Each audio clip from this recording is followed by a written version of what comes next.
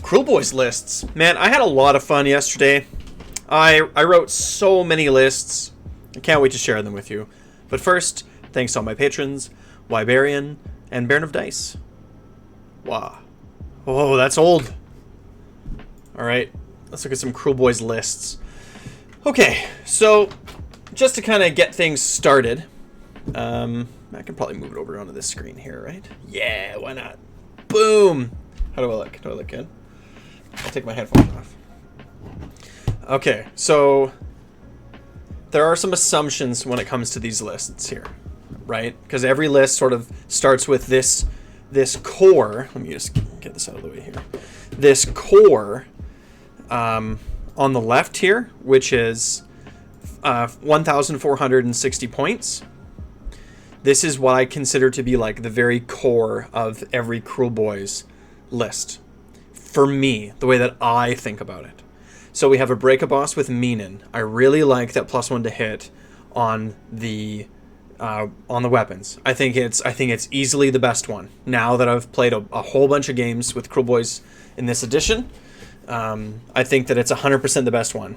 When you need the Break-a-Boss to smash, this helps him smash. The fact that you have to roll dice to determine how many attacks he has makes it a little bit less consistent, and I like that this just helps with the consistency.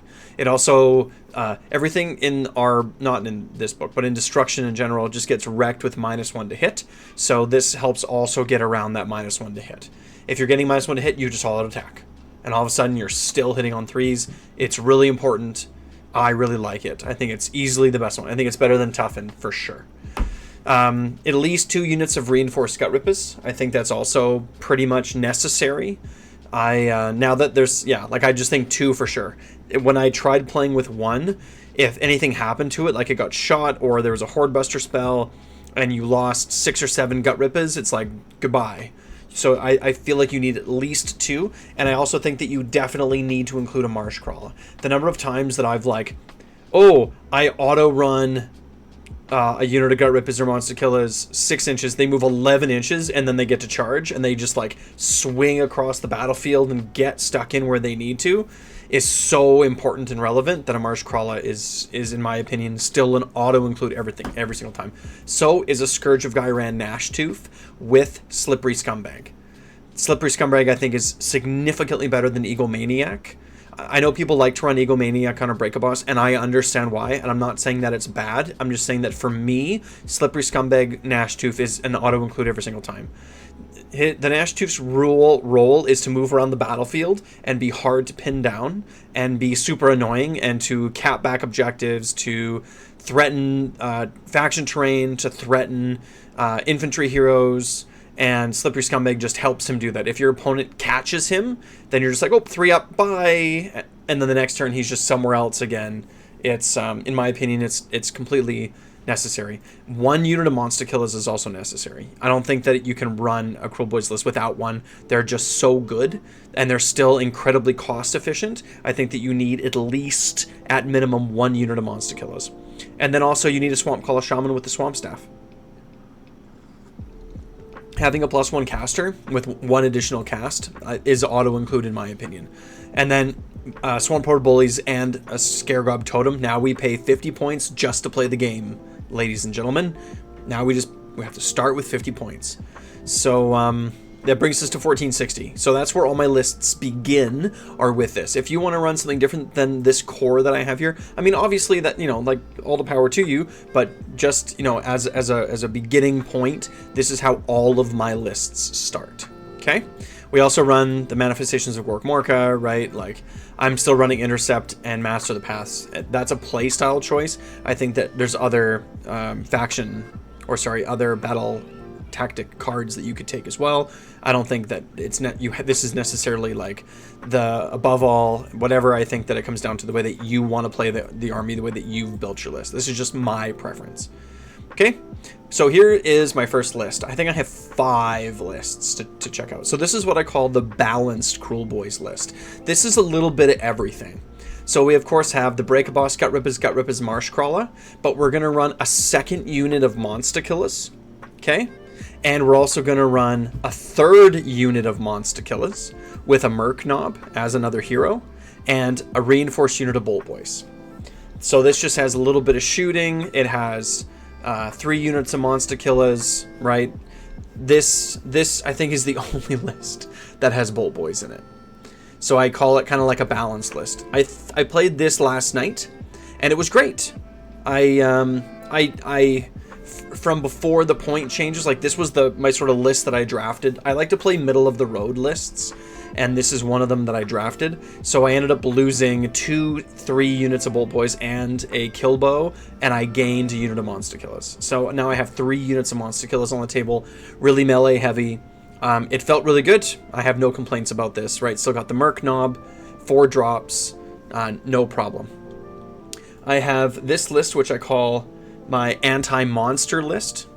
So this one, again, has the Breakaboss with 2 units of Gutrippaz and a Marsh Crawler.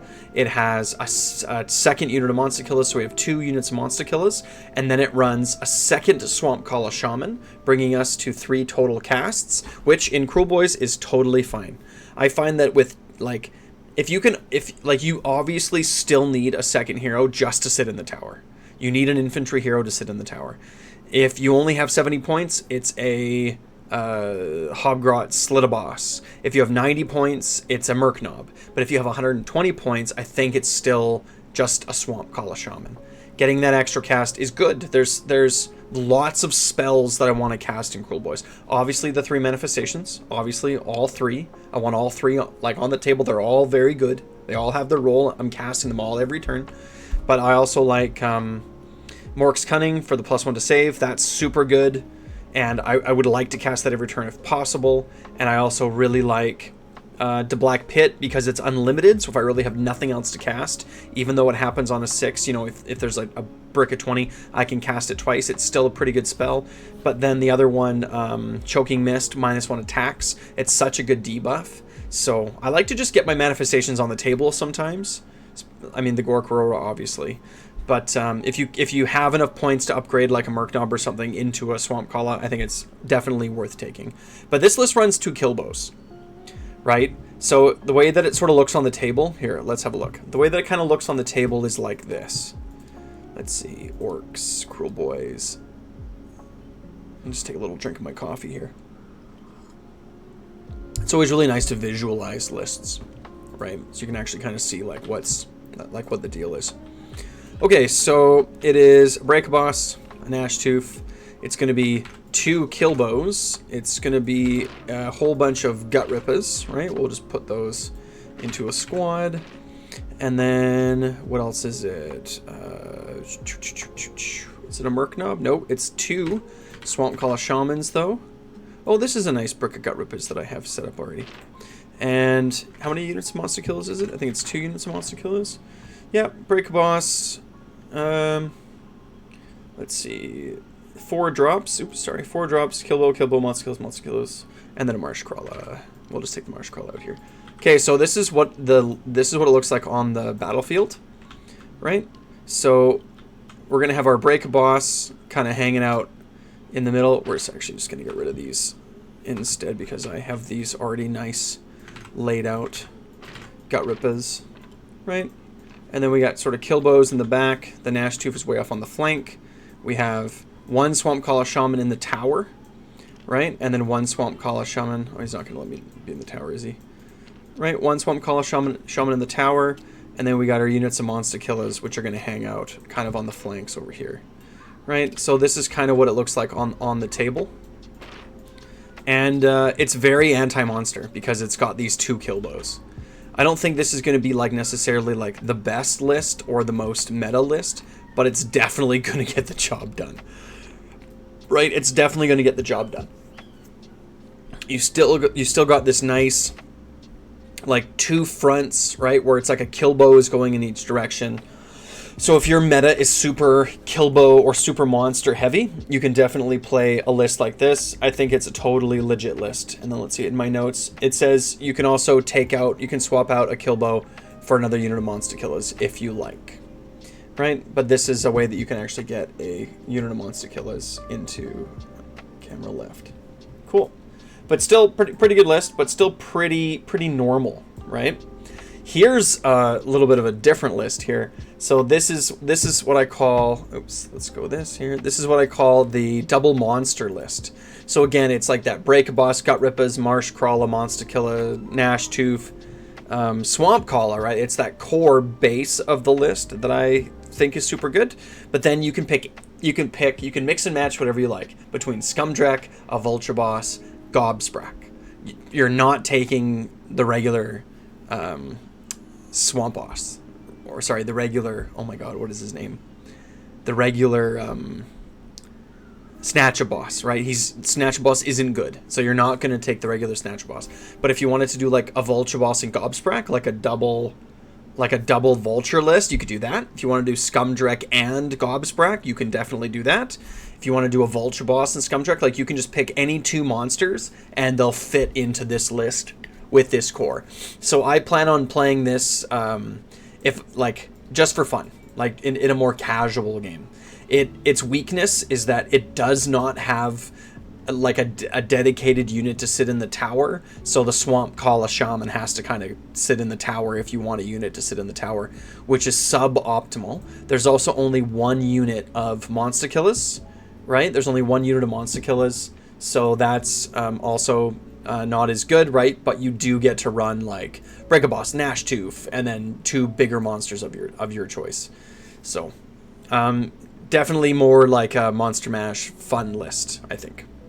And one that's very similar but a little bit different is what I call my monster list. So I mean, like, hold on, let's just take a look at this on the table, right? So it's like this, to me, this list here is a well-rounded list, right? This list looks good on the table. Like, you can just see it. It's nice and symmetrical. So what are we doing for this double monster list? Well, we're losing this. We're losing this. I probably shouldn't delete them. And instead we're losing one of the Swamp Caller Shamans, and instead it's like double Vulture. Right? I think the best, I don't know what the best way is, but like it's obviously going to change the way that the army feels and plays. I mean, you still have like, you know, your Gutrippaz, but now instead of having like Monster-Killas to go everywhere, it's like the Bcalm is going to go one way, the Monster-Killas are going to go the other way. And then so it's like you end up with these two kind of like units, kind of, right? It's like a Monster-Killa and a so like this side with Gobsprak would be like super anti-monster, and then this side with the Vulture-Boss would be super anti nothing, right? It's just got like a Vulture-Boss or whatever. But to be honest, I think if I was going to play this and it's sort of like just kind of more for fun, I think I'd probably throw Scumdrek and Gobsprak in, because I just think that it's a little bit more fun. So it's like you have two big smashy monsters with a unit of Gutrippaz, right? Something's getting in, right, with this, and then on this side it's more like a little bit heavier on the infantry, and then probably run the Marsh Crawler maybe this way, just because there's two units of or whatever, but it can sort of sit in the middle too, right? And then the Swamp Caller Shaman's either going to sit in the tower, but Scumdrek is going to help with consistency for your dirty tricks, because you don't have somebody in the tower, right? So a little bit different of a list, but I definitely don't think as strong of a list, but people like it, right? People like this stuff. So yeah, then instead of playing like a double monster list, this is just what I call like a monster list. So you pick, I think in this list, I'm 30 points under, which means you can take any monster that you want, right? Like you could take Scumdrek or a Vulture-Boss or Gobsprak and a second Swamp Caller Shaman. So there's lots of room in here to take whatever thing you want here. And then there's also a kill bow. I wonder if I can make this work. If this was 90 points and this was this, I have 60 points left, so this could be like Bolt Boys, for example. You could do like 6 Bolt Boys, a Merc Knob, and Scumdrek. Right, that would be okay too. That would be okay as well. So a little bit of wiggle room in this list here. But yeah, it's like, but again, it's like one unit of Monster-Killas, you know, not 2, not 3, right? A Kill Bow, Scumdrek. It is 5 drops though. This second Swamp Caller could also just be a second unit of Monster-Killas.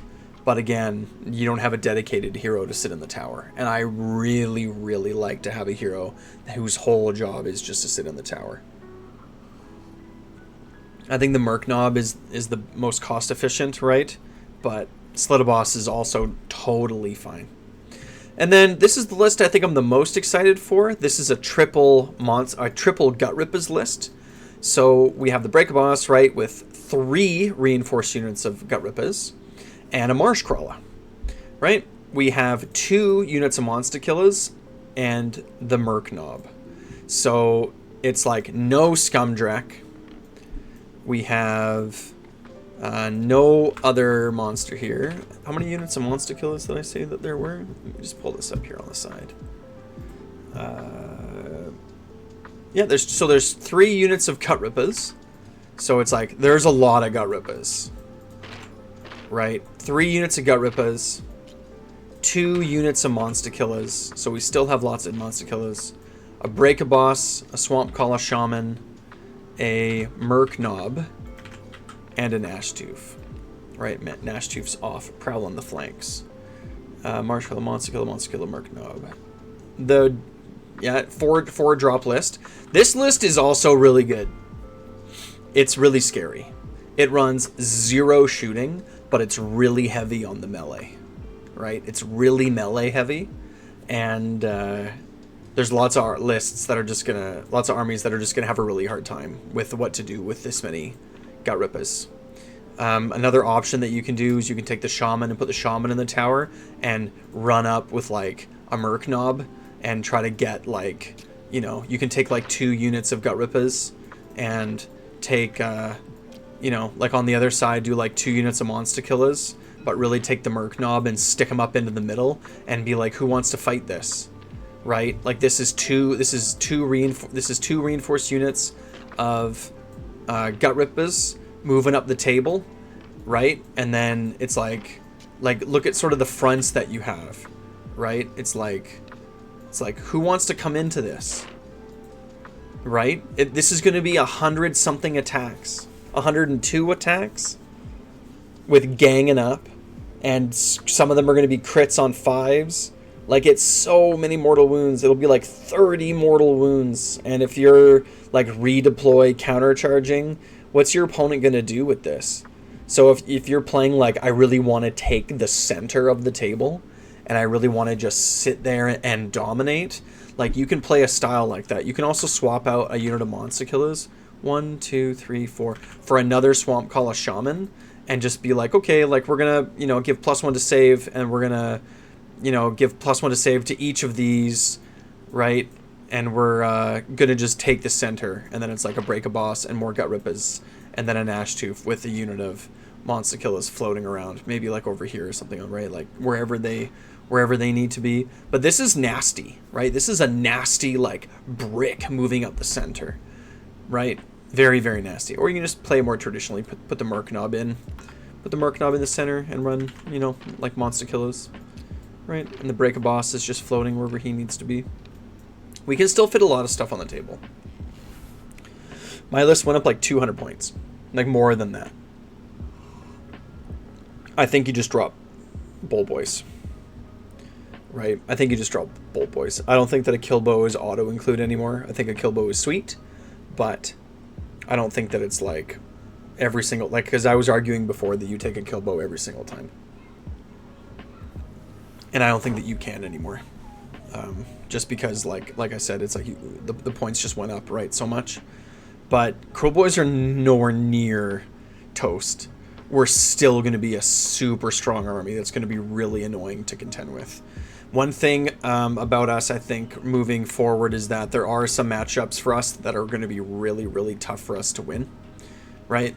I think shooting is one of them. I think it's just going to be really hard to do anything about shooting armies, like KO, for example. But melee armies, like, I think we're one of the best melee armies in the game right now. We have so many hammers, and the fact that we can just like strike last like monsters and other units. Like I played against a good friend of mine yesterday. He was playing Seraphon, and he had like the Soggy Carnosaur come in with reinforced Raptidons, or no, Agrodon Lancers, right? Like the Saurus cavalry. And on 2 turns, I struck last both. Right? He had 2 Carnosaurs and 2 Aggrodon units, reinforced Aggrodon units, and they came in on one side. They both struck last. The Carnosaur died before he was able to do anything. Right? The Aggrodons got all chewed up. So, and then he did that on the other side, and then that was the game. Right? It was like, you know, I didn't wipe them. I got rid of both units. Like both units died. I didn't do it in one go, but we're a very strong melee army still. Crit mortals plus strike last. Like, get out of here. Lots of tricks, debuffs, right? Like, we're still a very strong army. So, don't despair, mon frère. Tout va bien. We're still in this. We're still in this for sure. Easy peasy. Let me know what you think. What are you running? There. One more point too. I wanted to make that it just feels so good that. That's my wife's butt in the back. Everybody see that? I didn't realize you were on camera. There's so many ways that you can play this army, I think, right now.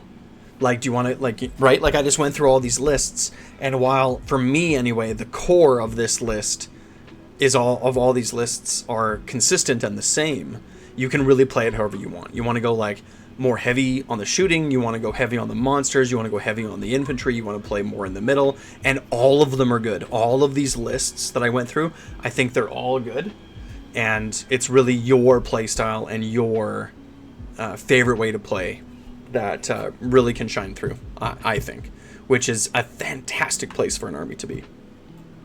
Do you agree? Do you disagree? Let me know. Like, subscribe. Wow.